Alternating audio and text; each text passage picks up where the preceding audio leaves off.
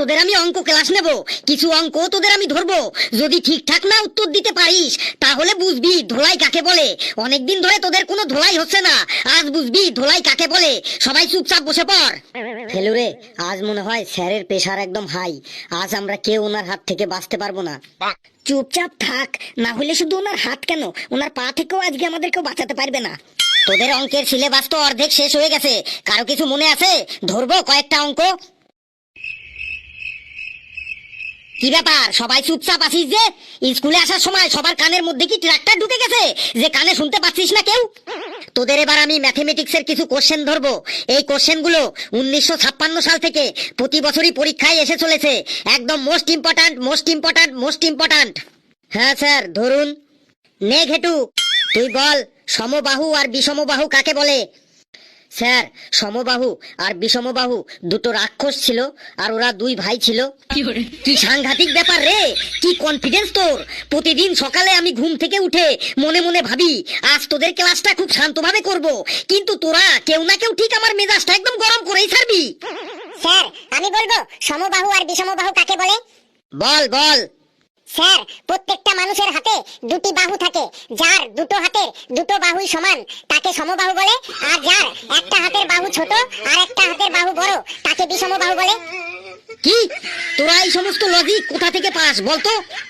কেউ বলতে পারবি সমবাহু আর বিষমবাহু কাকে বলে? আমি বলছি স্যার। বল হাবলু, তুই তো একাই এই ক্লাসের মান সম্মানটাকে বাঁচিয়ে রেখেছিস, তুই বল। স্যার, সমবাহু আর বিষমবাহু ত্রিভুজের নাম। যে ত্রিভুজের তিনটি বাহুই সমান তাকে সমবাহু বলে, আর যে ত্রিভুজের তিনটি বাহু অসমান তাকে অসমবাহু বলে। সাব্বাস বেটা সাব্বাস, বসে পড় বেটা। ঘেটু, তুই কেন বসলি রে?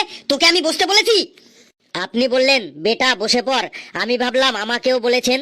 স্যার, আমিও একটু একটু ভাবছিলাম ত্রিভুজকে সমবাহু আর বিষমবাহু বলে। তোর ভাবার কোনো দরকার নেই, ভাবার মতো কোনো শক্তিই নেই তোর মধ্যে। তোকে আরেকটা প্রশ্ন জিজ্ঞেস করছি, তুই তৈরি হয়ে যা। প্রশ্ন জিজ্ঞেস করুন স্যার, এবার আমি একদম তৈরি। এবার আমি 1 মিনিটের মধ্যেই উত্তর দিয়ে দেবো স্যার। খুব মন দিয়ে তোর দিমাগটা খুলে প্রশ্নটা শোন। প্রশ্নটি হলো, মনে কর তোদের বাড়িতে একটি ছাগল আছে, আর সে প্রতিদিন 1 লিটার করে দুধ দেয়, আর তুই ওই 1 লিটার দুধ 40 টাকার বিনিময়ে বাজারে বিক্রি করে দিয়ে আসিস। একদিন দুধ বিক্রি করে বাজার থেকে আসার পর দেখলি তোদের বাড়িতে কিছু অতিথি এসেছে। ওনাদের চা করে দেওয়ার জন্য তোর মা তোকে বলল যা বাজার থেকে 1 লিটার দুধ নিয়ে আয়, আর তুই বাজারে গিয়ে দেখলি তোর ওই দুধটি 47 টাকা লিটারে বিক্রি হচ্ছে, আর তার মধ্যে 200 গ্রাম জল মেশানো হয়েছে। এবার তুই বল, তোর বিক্রি করা দুধ তুই কিনে এনে কত টাকা লাভ বা লোকসান করলি? কি হলো বল, এতক্ষণ তো বেশ বড় বড় কথা বলছিলি, বল এবার। বলতে পারবি না তাই তো? ফেলু, তোরও একই প্রশ্ন, উত্তরটা বল।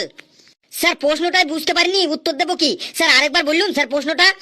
মনে কর তোদের বাড়িতে একটি ছাগল আছে, আর সেই ছাগলে প্রতিদিন 1 লিটার করে দুধ দেয়, আর তুই ওই 1 লিটার দুধ 40 টাকার বিনিময়ে বাজারে বিক্রি করে দিয়ে আসিস।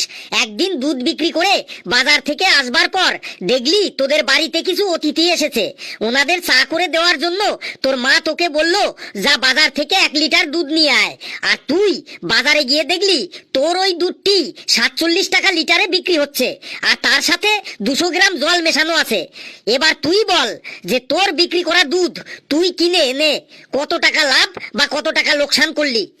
স্যার, আমাদের বাড়ির কোনো অতিথি চা খায় না, ওরা কোল্ড ড্রিঙ্কস খায়। ধর এমন কোনো নতুন অতিথি এলো যারা চা খায়, তাহলে স্যার আমি দুধ আনতে পাশের বাড়িতে যাব। যদি তোর পাশের বাড়িতেও দুধ না থাকে? স্যার, যদি আমাদের পাশের বাড়িতে দুধ না থাকে তাহলে আমি গোটা গ্রামের সবার বাড়িতেই যাব দুধ আনতে। যদি তোদের পুরো গ্রামে কারো বাড়িতে দুধ না থাকে তাহলে পাশের গ্রামে যাব দুধ আনতে। যদি পাশের গ্রামেও কারো বাড়িতে দুধ না থাকে তাহলে আমি রাস্তায় বেরোবো, আর সামনে গরু ছাগল ভেড়া গাধা কুকুর যাকে পাবো তাকেই দুইয়ে সেই দুধ দিয়ে চা বানিয়ে অতিথিদের খাইয়ে দেবো। তাও আমি দুধ কিনতে বাজার যাব না।